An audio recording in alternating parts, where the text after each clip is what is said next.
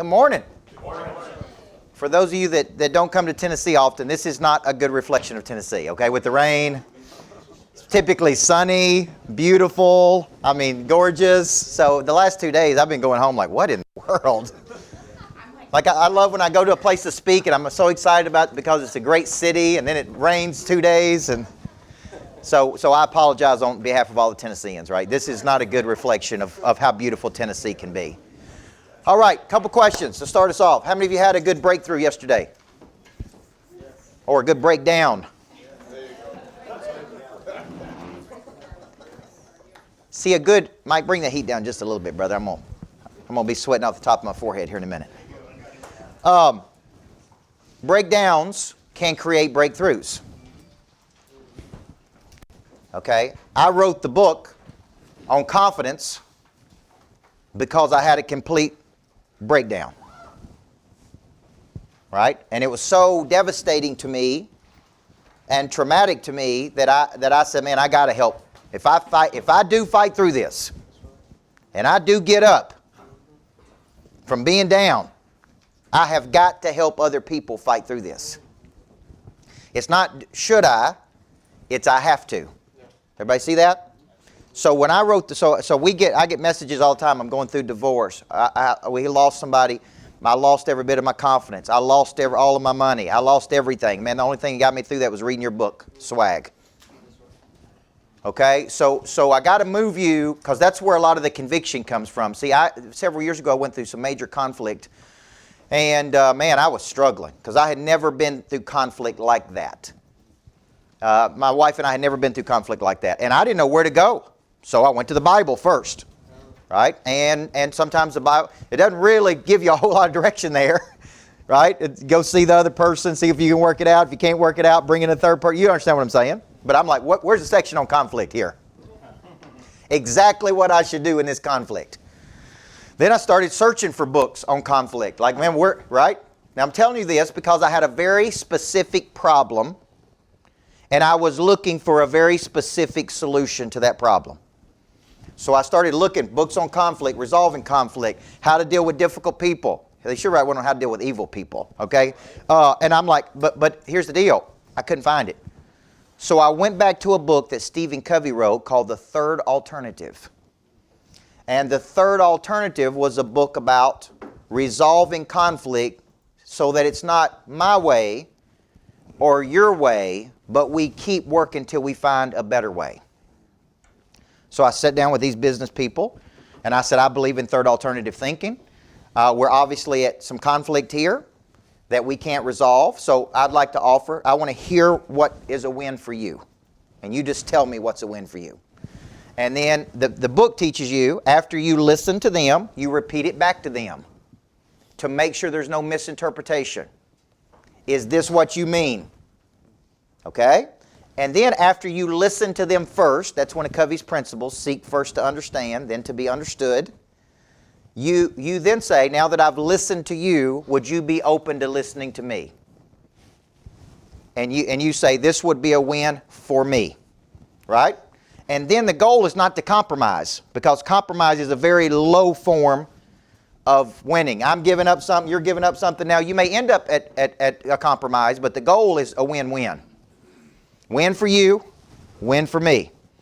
Well, when you get to that point and you go through that and they say, I ain't interested in third alternative thinking. I'm not interested in this. I'm interested in the money, which was ultimately what the conflict was about.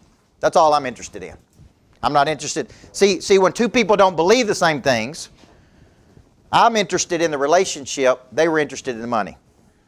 So when I have conflict with people, I'll say, let's sit down, let's talk about it. Let's try to get a win for you. Let's try to get a win for me. Well, some people's like, no. I ain't interested in that. I'm interested in the money piece. That's it. So this was a problem I had. Now, during that period, it's gut-wrenching. How many of you guys have really been screwed over real good at some point in your life? Like really been taken advantage of? All of us, right? It's just a matter of time before everybody is. Well, I used to believe that passion came from emotion. Like passion was emotion. What I really learned during that period, that's what's so valuable for me, is real passion, real emotion comes from one place, conflict. When you have been really screwed over in life, you have a high energy to go do something, right? To take an action. So I came to this conclusion. Conflict is actually necessary for your expansion. Everybody see that? Yes. So when you have conflict in life, okay, it's actually a necessary part. And my pastor always says on the other side of conflict is typically a deeper intimacy with another person or your potential. How many of you have conflict every day as part of your jobs? I know all the real estate agents in here. We deal with all the crazy people doing real estate deals. They get all emotional. Okay? Then if you understand the personality styles like I do, because I'm certified in the disc, you can see them high Ds come out fighting, man. You hit a high D with one thing, right out of the gate, they want to fight. They're like, oh yeah, I'll show you. Then text messages start going, right? I'm like, oh, we're dealing with a high D. I'm like, let's just calm them down a little bit. Just relax. I'm a high D, but I have learned that coming out fighting ain't always the best way to handle things. What's on the other side of the conflict? Deeper intimacy. So so what I have learned, right? My nature is like, oh, you want to fight? Come on, let's do this. Right? That's my high D in me. But now I've learned to, like, you know what? Just take a deep breath, relax. Between stimulus and response is a space, and in that space lies my ability to choose my response. And I remember something one of my great coaches used to say: never wrestle with a pig, because you both get muddy, and the pig loves it. Never wrestle with a pig. You both get muddy, and the pig loves it. Right? That's a great book title right there. Now, I'm telling you all this, so part of your assignment last night was to go home, and how many of you, your mind was opened up by yesterday a little bit to possibility? See, Mike said this best. You got to use speaking to attract people to you. I don't care what the reason is. Once they come in the door, then you can separate people out. But the number one thing I hear people say is, I don't have enough leads.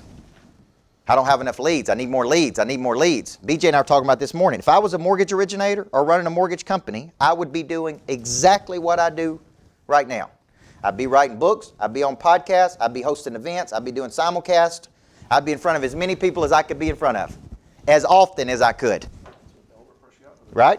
See what I'm saying? And I would just attract people. Some of them are going to want to work with you. Jack Welch said 20% of the people you coach, you'll end up partnering with. 20% of the people you coach or work with, you're really going to like them and you'll end up partnering with. 60% you'll coach and they'll go on and do their thing. Okay? And then I think the other 30% will probably never figure it out. So don't worry about that, folks. Okay? Everybody with me? So I work with people, and then over a period of time, I typically partner with people. So I may coach top mortgage originators, for example. So here's an idea I would have. I want you to show you how my mind thinks. At one time I was coaching 6 of the top 10 mortgage originators in the state of Tennessee. So my top person doing $200 million, then I was coaching like $400 million people, $80 million people, right? So I was like coaching the best, okay? And some of them were in multiple coaching programs. So they'd be in the core, and then they'd be with me, because we're different, right? And so my mind thinks like this. After I've coached you for a while, now how do we partner? Why don't I host a mortgage conference that has the top 5 mortgage originators at that conference? I know how to do the events. I know how to market. You guys come in and be you. We'll keep a percentage for us for running the event, right? A fee for us, and then we'll share in the spoils. You with me? Yes. So could I sell 500 tickets to mortgage originators if you had $500 million people teaching on the same deal? Sure. Now, if I said to them, hey, go have your own event, they may be like, I don't know how to do that. Not like you do it. So what I look at is my mind is always thinking how to, right? Like me and Dr. Elko, Kevin Elko, he's won 31 national championships. He is one of the top sports psychologists in the world. He and I are close friends. We talk every week. So eventually it's like, hey, what can we do together? You have a database of 50,000. I have a database. You have a different audience. I have a different audience. How do we partner and offer something, the best of you and the best of me? And then guess what I go looking for next? Based on what you learned yesterday. What do I go looking for next? Concept. A great concept.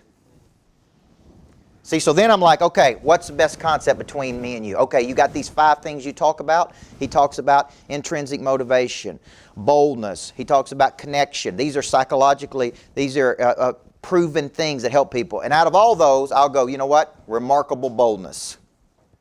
We're going to teach people remarkable boldness, because that is one thing everybody needs to be successful. Would you agree? Yep.